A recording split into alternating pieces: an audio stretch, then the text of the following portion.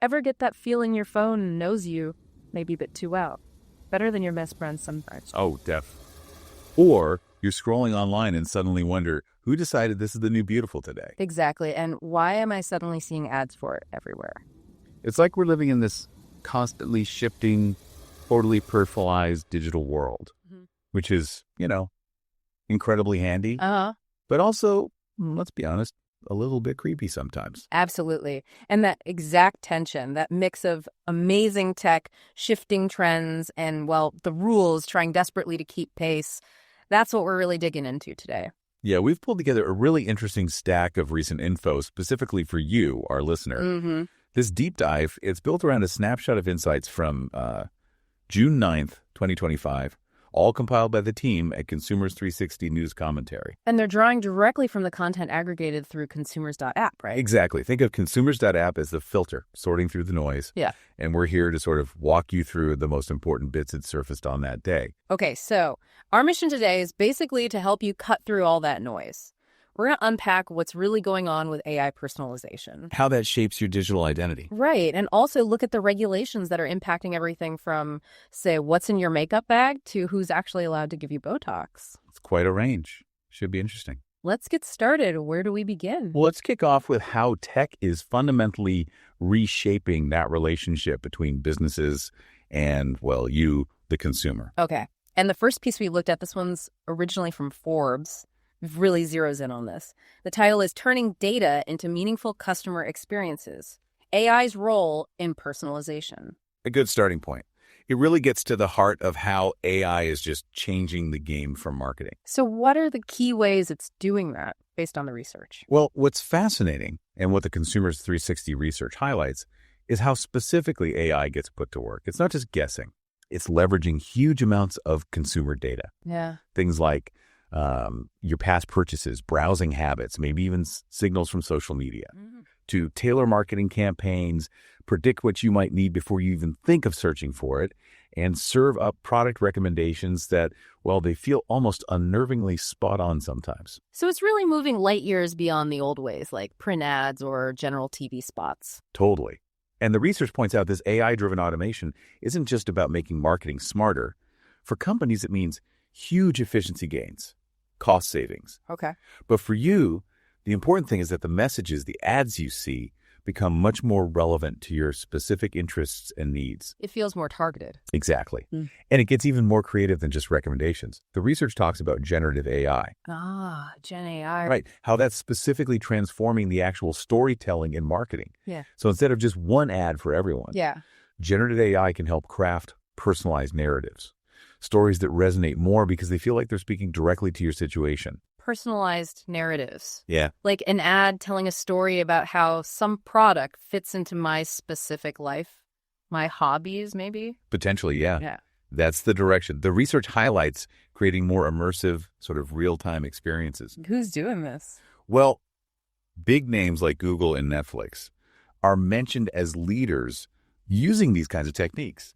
Think about Netflix. It's not just what shows they recommend, but how they present them, tailoring the image, the little description, based on what they know you've watched. Right, I've noticed that. And Google might use it for more dynamic ads, ones that kind of adapt based on what you're doing right then and there. That's a really interesting distinction, AI recommending what you see versus Gen AI shaping how you see it. And the research makes a pretty strong case that this is just way more effective than old school methods. Like TV or print. Yeah. Traditional ads were all about broad reach, building general brand awareness. They couldn't really talk to you as an individual. Makes sense. But AI, because it's powered by sophisticated data analytics, basically just digging through data for patterns, it fundamentally boosts the user experience and satisfaction because it can tailor things. The message, the offer, even how it looks. And this isn't just the tech giants, right? The research mentioned food marketing too. That's right. Even in specific sectors like food, the research suggests AI is bringing those same benefits: efficiency, cost savings, and those personalized recommendations. But it must take some effort to set up. Oh, definitely. The findings note it requires investment, it requires expertise, but the payoff seems to be there in terms of effectiveness compared to just, blasting out generic messages. So it's this push towards what the research called hyper-personalization. Exactly.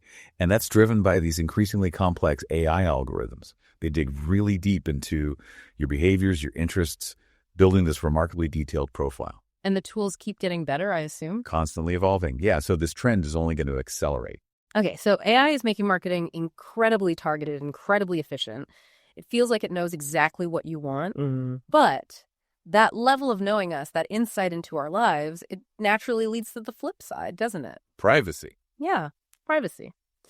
Which brings us neatly to our next topic. This one's from Tech Story, and the headline is pretty direct.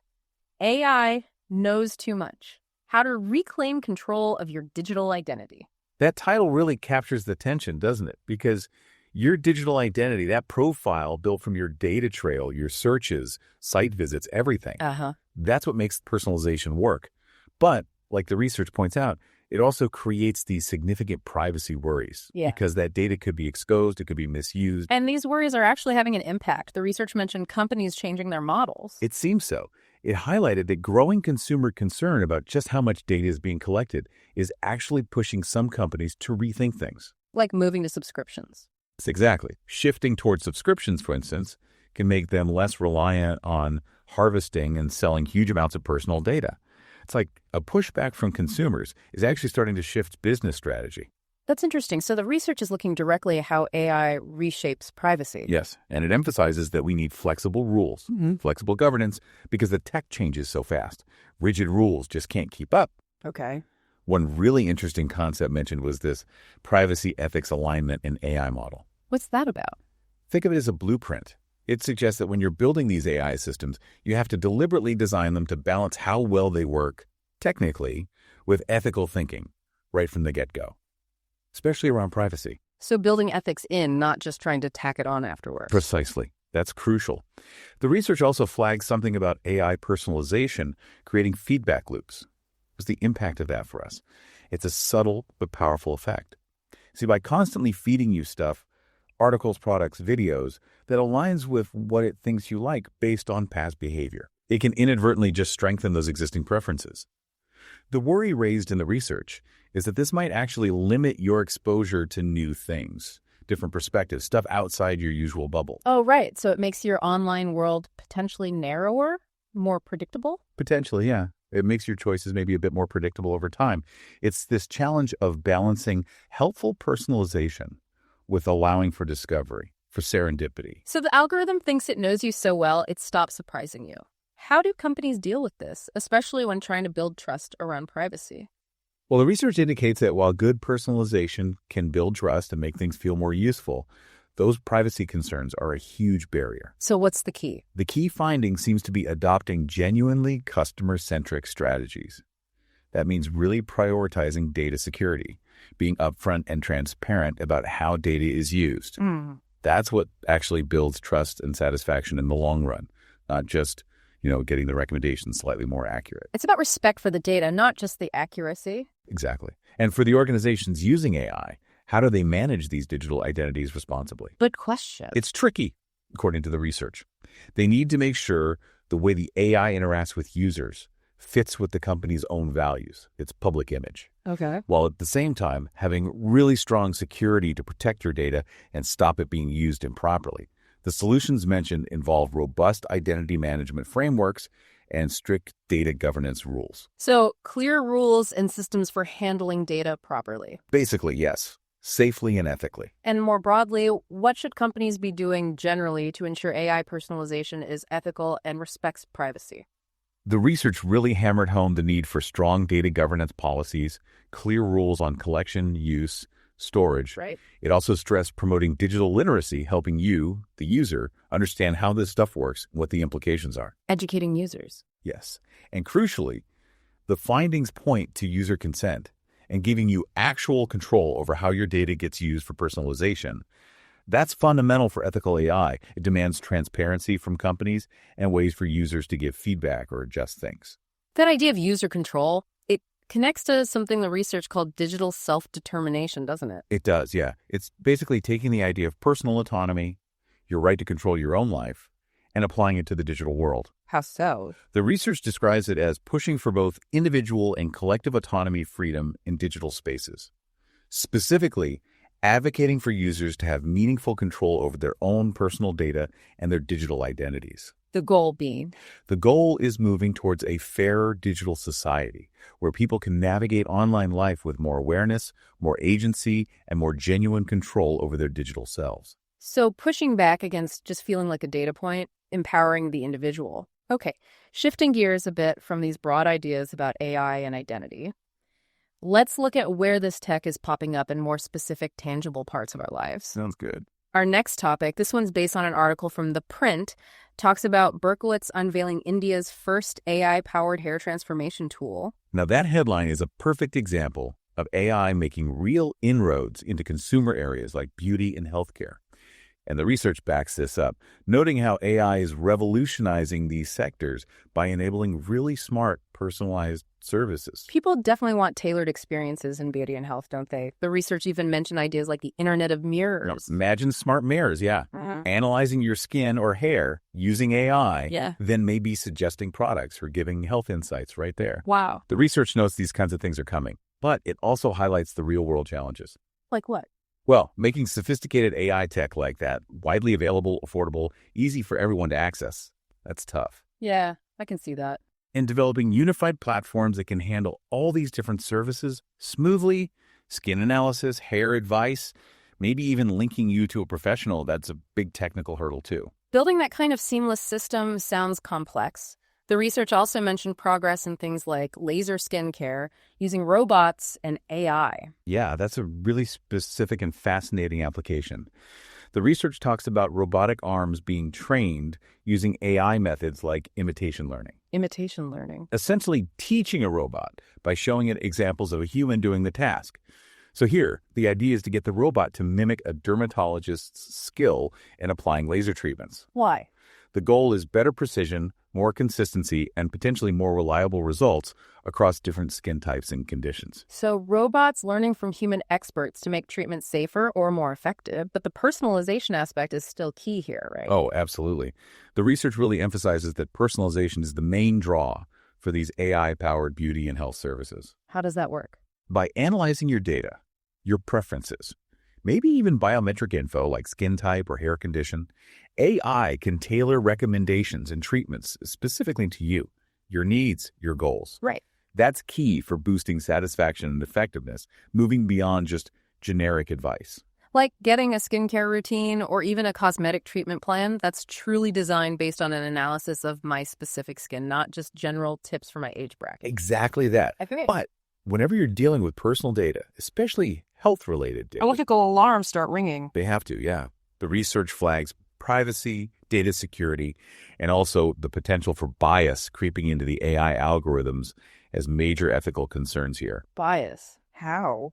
Well, if the data used to train the AI isn't diverse enough, the algorithms might not work as well for certain skin tones or hair types, for example. Okay. That could perpetuate beauty stereotypes or just lead to treatments that don't work for everyone. Mm-hmm. So responsible AI development means prioritizing really strong data protection and being transparent. And actively working to spot and correct those biases is crucial for building trust. So how does AI actually deliver this level of beauty personalization? What's the mechanism? According to the research, it all comes down to data analytics and machine learning. The AI systems crunch huge amounts of data, what you tell them, your preferences, broader beauty trends, and by processing all that complex info, they can generate bespoke solutions. Whether that's recommending a specific serum, suggesting a hair color that suits your complexion, or helping map out a customized treatment plan, it directly meets that strong consumer desire for something unique. It's clear AI is changing so many consumer areas, offering this amazing personalization. But with all these rapid changes, these new ways of marketing and delivering services, well, you inevitably need rules. Regulations become essential. Which brings us to our next topic from The Australian. And this headline really jumps out. 100 websites. Tens of thousands of alleged breaches of cosmetic advertising laws. Wow. Tens of thousands. That number is genuinely startling, isn't it? It really is. And the research points out that this kind of crackdown is happening because of widespread alleged violations of pretty strict national rules about how cosmetics can be advertised. And it's concentrated. Apparently so. Finding that many alleged breaches on fewer than 100 websites suggests it's a systemic problem with certain online sellers, not just isolated mistakes. What kind of breaches are we talking about? What claims are getting flagged? Often, the research highlights it's about misleading claims, promising results that just aren't backed up by solid evidence. Like miracle cures. Sort of. Making therapeutic claims for a cosmetic product, claims that should really only be made for a regulated medicine, for example. That's a common issue flagged. How do cosmetic regulations work elsewhere? The research mentioned the U.S. system. Right. In the U.S., the main law is the Federal Food, Drug, and Cosmetic Act, the FDCA. It gives the FDA authority over cosmetic safety, and crucially for this discussion, whether the label claims are compliant. Compliant how? Well, the research notes that if a product is missing required information, or if the way it's presented breaks the rules, it's considered misbranded. It's fundamentally about ensuring basic safety and accurate info for consumers. Safety's got to be number one, especially with stuff you put on your skin. Yeah. The research also touched on common allergens in cosmetics. It did. Certain ingredients are well-known triggers for reactions like contact dermatitis, basically, skin irritation from contact. Like fragrances. Fragrances are a big one, yes. Yeah.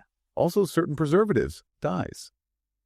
The research mentions that studies, particularly tracking fragrance allergies, are ongoing to help manage risk and refine labeling. It's a constant balancing act for regulators and manufacturers. So brands have to be careful about what's in the product and also how they talk about it. What are the big challenges for brands trying to keep their ads compliant? Well, the rules keep changing, that's one thing. Yeah. And at the same time, consumers are demanding more and more transparency. Yeah. The research mentions bodies like the National Advertising Division, NAD, in the U.S., which actively challenges claims that seem unsupported.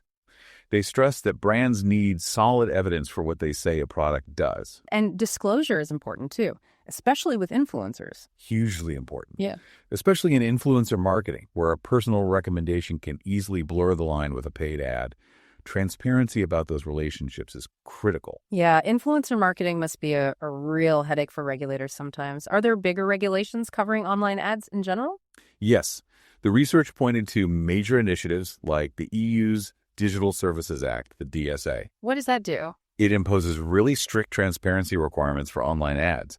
It actually bans using sensitive personal data for targeting ads, and it forces the really big online platforms to keep public databases of all the ads they run. Wow. It's a significant move towards trying to enforce more ethical practices and protect privacy in the whole online ad world. And back to product safety for a moment. The research also had warnings about synthetic ingredients. It noted that while loads of synthetic ingredients are perfectly safe, some used in cosmetics can pose health risks, like causing those allergic reactions or dermatitis. So what's the advice?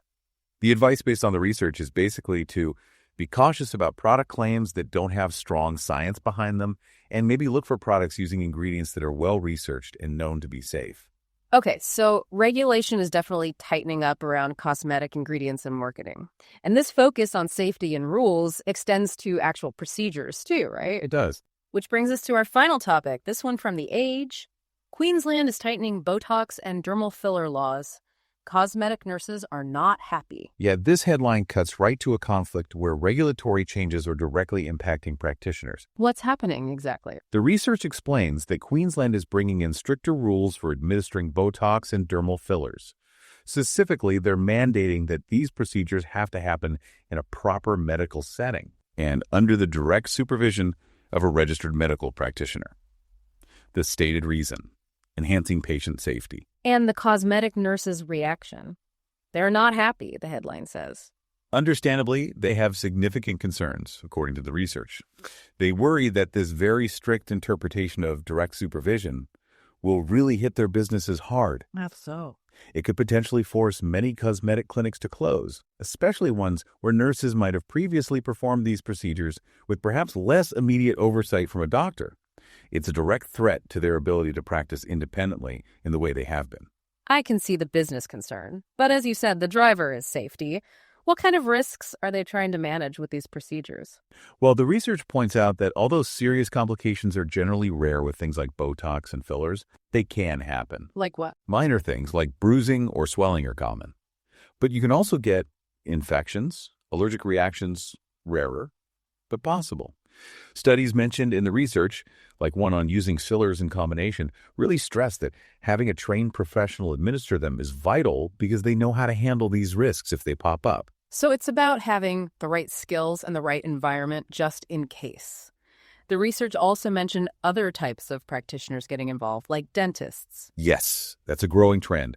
More dentists are incorporating Botox and fillers into their work, often for aesthetic treatments related to the mouth and face. Interesting. It just adds another layer to the whole picture of who's providing these services and probably reinforces the regulators' focus on making sure safety standards apply across the board, regardless of the practitioner's initial specialty. And we're even seeing tech play a role here, too, similar to the laser treatments. We are. The research mentioned those advances in automating procedures, like the robots using imitation learning for laser skincare. Now, that's separate from the injection rules, obviously, but it shows this broader trend where technology is aiming to boost precision and efficiency in cosmetic treatments. It's happening alongside these debates about who gets to do what and under which rules. If we zoom out a bit, how do these specific Queensland rules fit into what's happening globally? The research suggests they're pretty much in line with a wider global trend. Around the world, regulators seem to be moving towards stricter safety protocols for cosmetic procedures. Why no? Probably because the industry is booming, new techniques and practitioners are always emerging. So the overall goal seems to be enhancing patient safety by making sure there's qualified medical oversight, especially for procedures like injections that carry inherent risks. Okay, so we've covered a lot of ground. We've really taken a deep dive into how AI is just fundamentally changing personalization. How that connects deeply with our digital identity, our privacy. Right, how this tech is actually showing up in everyday fields like beauty and healthcare. And then the absolutely crucial role that regulation is playing or trying to play in keeping up with it all. Yeah, from policing advertising claims about cosmetics to governing who can actually perform procedures like Botox injections. Absolutely. It's a really complex, interconnected space, isn't it? You've got tech innovation racing ahead, consumers wanting these tailored experiences, but also this fundamental need for safety, transparency, and ultimately control. They're all interacting constantly. And this has been our exploration of the information shared with us, looking at these consumer trends and news captured around June 9th, 2025, all thanks to Consumers 360 News commentary and the Consumers.App aggregator. Yeah, thanks for joining us for this deep dive. There's clearly always more to unpack in these areas. They move so fast. Definitely. And maybe it leaves you, our listener, with a thought to chew on. As AI makes your life incredibly convenient, hyper-personalized, where do you draw that line? The line between helpful tech and feeling like maybe you've lost a bit of control over your digital self? That's the question. And as the regulators step in, how do we strike that right balance between safety on one hand and innovation and access on the other? Something to think about for sure. We really encourage you to keep exploring these topics. And please do like, share, and subscribe to Consumers 360. It's the best way to stay informed on these crucial consumer issues and many others too.